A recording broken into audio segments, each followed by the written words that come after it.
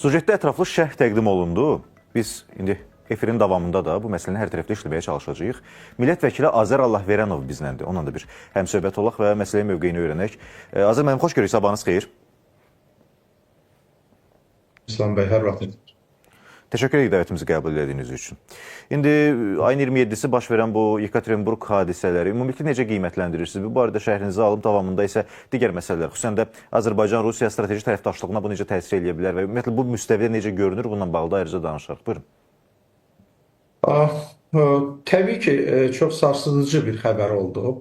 Çünki bəlli məsələdir ki, bizim soydaşlarımıza qarşı amansız işgəncələr törətməklə yanaşı, həm də onları çox ciddi zorakılığa məruz qoyub, hətta həyatlarının itirilməsinə səbəb ola biləcək bir davranışın sərgiləndiyinin bir şahidi olduq.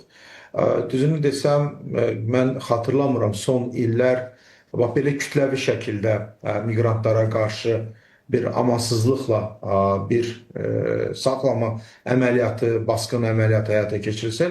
Olub da ayrı-ayrı hadisələrə biz nəzər salırıq. Misal üçün 2024-cü ilin aprel ayında Qırğızstandan olan bir miqrant da bax belə saxlama nəticəsində dünyasını dəyişmişdi.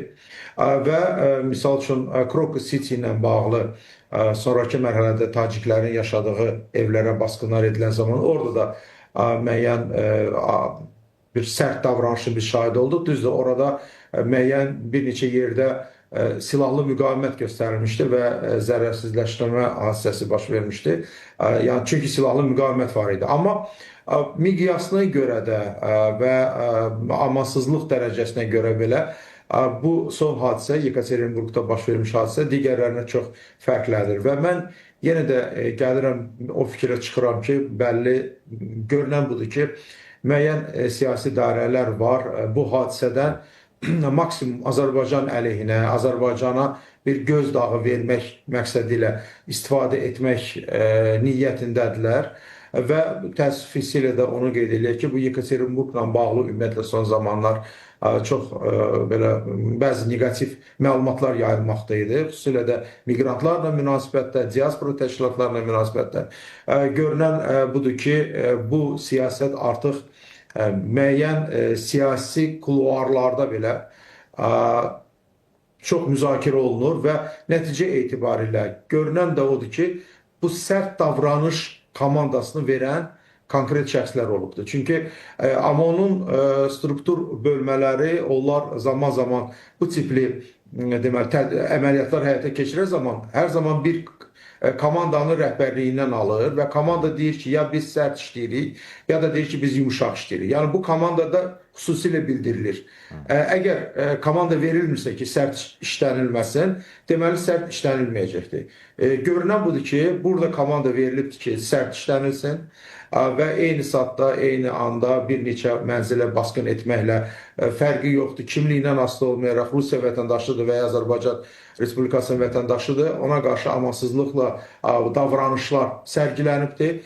Fiziki güc, zorakılıq, hətta siz fikir verin, 27-si hadisə baş verir. 28-i artıq bu hadisə sosial şəbəkələrdə geniş müzakirə olunan zaman müəyyən şəkillər, videolar, video müsahibələr təqdim olunanda artıq görünür ki, bu bir gün ərzində, yəni 27-si günü ərzində sanki elə bir ki, qabaqcadan hazırlanmış bir senari əsasında çox sərt şəkildə fiziki zorakılığa məruz qoyublar. Həmin insanları, onlardan hansısa ifadələri məcburən almağa çalışıblar, döyülən döyülüb, vurulan vurulub, nə bilim, boğulan boğulub, hətta belə hadisələr də olub. Misal üçün, ifadələrində biri deyir ki, misal üçün, məni yeri yıxdılar, dizinlə, boğazımdan məni boğurdular və s. və ilaxır. Yəni, bu, ümumiyyətlə, burada biz, sizin sujetdə də getdi bu məsələ, burada insan hüquqları və digər məsələlərə toxunuldu sujetdə də. Burada ümumiyyətlə, insan hüquqlarına söhbət gedə bilməz. Bütün demək olar ki, hüququn təməl prinsipləri kobud şəkildə pozulubdur. Yəni, həmin insan hüquqları nöqteyi nəzərdən məsələ kobud şəkildə pozulubdur. Yəni, bütün müddəalara baxsaq, məsələn, Rusiya Federasiyasının özünün qoşulduğu konvensiyalar var ki, işgəncələr əleyhinə insan hüquqları bəyannaməsi və digər Avropa İnsan Hüquqları Konvensiyası və digər sənədlərə hara ki, Rusiya qoşulubdur, hətta oranın təməl prinsipləri pozulubdur. Hələ biz Rusiyanın qanunlarını qoyaq bir qırağa. Amma bir də ki, bir məsələni yaddan çıxartmayaq da, biz nə üçün belə bu məsələdə də təcrübəli, bəli, təsir doğuracaq bir haldır. Biz narahatıq, qayğılanırıq. Sonraki mərhələdə miqrantlara münasibət necə olacaq? Bəlkə bu siyasətin də davamı olaraq, bəlkə də daha geniş miqyaslı bir əməliyyatlar nəzərdə tutulur və bu öz yerində. Amma sual yaranır. Axı Rusiya Federasiyasının özünün qanunvericiliyində öz əksini tapmış bir sıra müddəalar var ki, həmin hüquq mühafizə orqanları da onların təmin olunması ilə bilavasitə məşğul olmalıdır. Bunun əksini biz görürük. Siz skinheadlər barədə danışdınız. 90-cı illərin sonları, 2000-ci illərin əvvəllərində skinheadlərin, yəni ultramillətçi radikal, başı qırxıqlar deyirlər ona o dönəmdə 50 mindən çox onların dəstələri var idi. Hər dəstədə 150 nəfərdən 300-ə qədər deməli onların döyüş drujinaları deyirlər, boyevой drujina deyirlər, yəni döyüşən dəstələri olubdur. Yəni toplamda 15 mindən çox skinhead Rusiyanın müxtəlif əyalətlərində bu və ya digər formada istənilən anda siyasi dairələrin müəyyən çağırışları fonunda onlar dərhal hərəkətə keçirlər və o dönəmdə də mənim çox sayılı müsahibələrim bununla bağlı var idi və biz o təhlilləri də aparırdıq, o tədqiqatları da aparırdıq və görünən o idi ki, skinheadlərin rəhbər vəzifələrində təmsil olunan şəxslər Rusiyanın siyasi dairələrinə sıx bağlı olan insanlar idi və həmin o bağlı olan insanların müxtəlif vəzifə tutması da o dönəmdə artıq bəlli idi. Yəni bəlli idi ki, skinheadlər konkret olaraq siyasi sifarişlər yerinə getirən döyüş dəstələri idi. Və bugün nə baş verir? Baxın, biz indi Yekaterinburg barədə danışırıq. Bu dünəndə Voronejdə, məsəl üçün bir neçə video paylaşımları oldu. Digər şəhərlərdə artıq biz görürük ki, maskalı şəxslər, fiziki cəhətdə kifayət qədər qüssəli, belə güclü olan insanlar basqınlar edirlər Azərbaycanlıların ticarət nöqtələrinə, ya onların ticarətin bağlanması tələbini irəli sürürlər, ya onlarla bağlı daha sərt davranış müəyyən mənada sərgiləyir və maraqlısı odur ki, bunlar hamısı video çəkilir. Və bunlar telefonlar üzərində çəkilir, paylaşılır.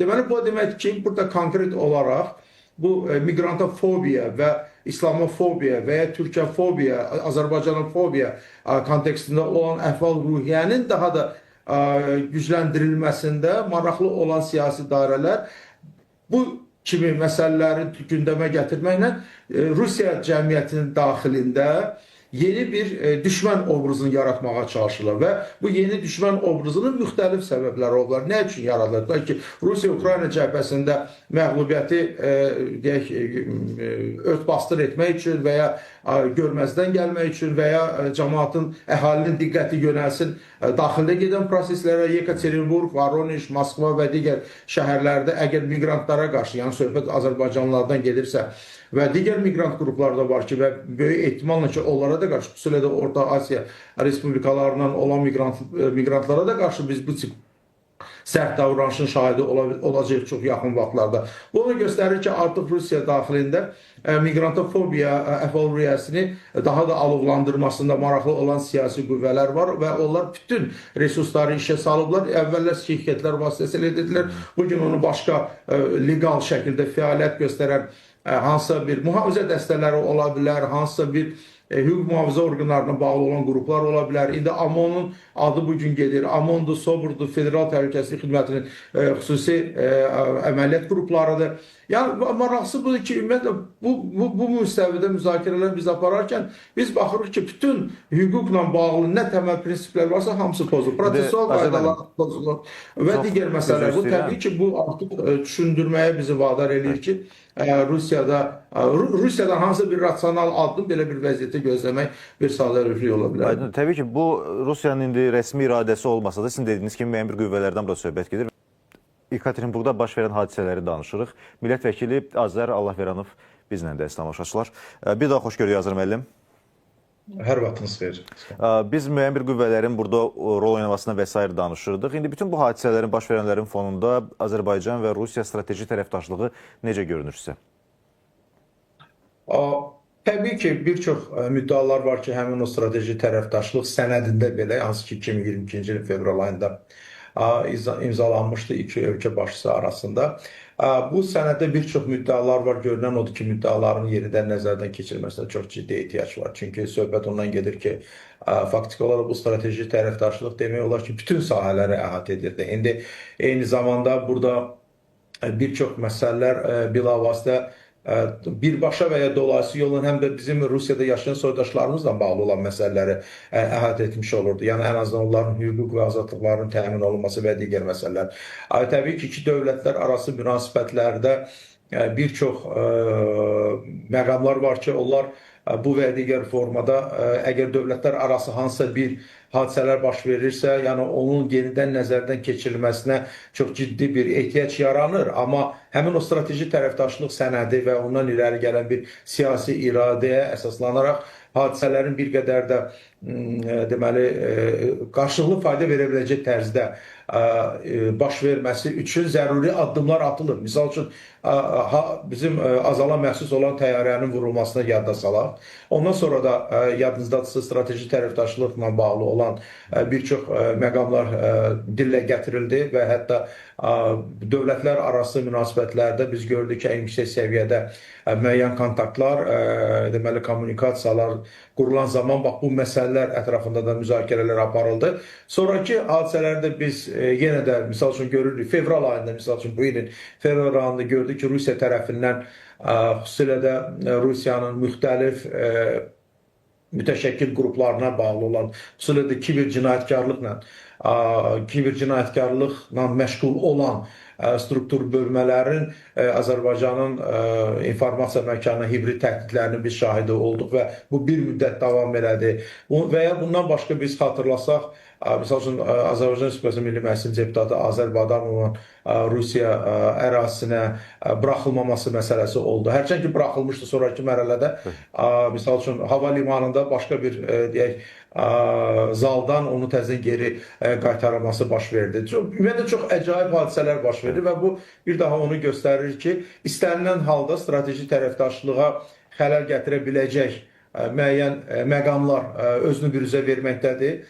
Həmin o məqamlar ətrafında da hökumətlər arası münasibətlərdə müəyyən biz hərəkətlənmə görürük. Ən azından Azərbaycan Respublikasının Xarici İşlər Nazirliyinin buna bağlı müraciəti var, bəyanatı da yayıldı. Sonra digər strukturlar bu və ya digər formada bu prosesdə iştirak edir. Eyni zamanda siz bilirsiniz ki, iki dövlətin deməli parlamentlər arası bir komissiyasının bir toplantısı olmalıydı. 23-cü iclası keçirməlidir. O da təxirə salındı Azərbaycanın təşəbbüsü ilə, yəni Azərbaycan nümayəndə heyəti Moskvaya səfər etməyəcəklər və müəyyən addımlar atılır təbii ki, amma yenə də təbii ki, çox sayılı suallar var ki, Azərbaycan tərəfi o suallara cavab verir. Məhz Rusiyanın rəsmi orqanlarından görülür. İstər Daxili İşlər Naziri, istər Baş Prokurorluq, istər deməli Xarici İşlər Naziri, onlar bu çox sayılı sualları cavablandırmalıdır və hüququn təmin olunması istiqamətində zəruri addımlar atılmalıdır. Ən azından 2001-ci ildə baş vermiş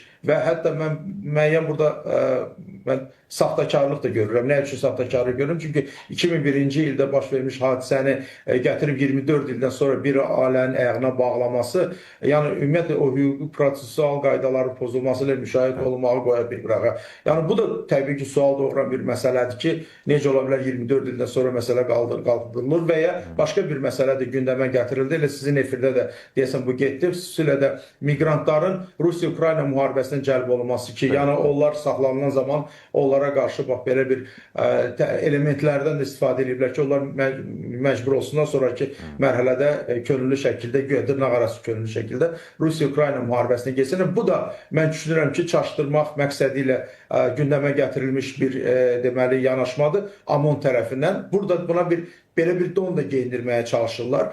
Mən düşünürəm ki, burada müəyyən mənada siyasi çalarlar kifayət qədər özünü büruzə verməkdədir və burada bir siyasi sifarişin olması mənim üçün artıq elə də qaranlıq qalan məsələ deyil. Mən hiss edirəm ki, burada başqa pərdə arxası bir proseslər var və bu pərdə arxası proseslərin biz yaxın vaxtlarda şahid olacaq. Eyni zamanda yenə də qeyd etdiyim kimi Yekaterinburg və digər şəhərlərdə bunun belə bir proqramlı şəkildə və bir növ əlaqələndirilmiş şəkildə həyata keçirilməsi ondan xəbər verir ki, siyasi dairələr Rusiya Federasiyasında xüsusilə də bu şovinist imperiya sayağı bir düşüncə tərzi və eyni zamanda irqi ayrı seçkilik zəminində öz fəaliyyətini quran həmin o siyasi dairələr bütün rıçaqları işə salıblar və bu da gec ya tez digər miqrantları da öz təsir dairəsində almış olur. Ona görə də Evet. bax strateji tərəfdaşlıq barədə siz danışdıq. Düşünürəm ki, bu strateji tərəfdaşlıq xarakterini özündə ehtiva edən sənədin əsas müddəalarını söykənərək bu istiqamətdə də zəruri addımların atılmasına çox ciddi ehtiyac var və bəzi müddəaların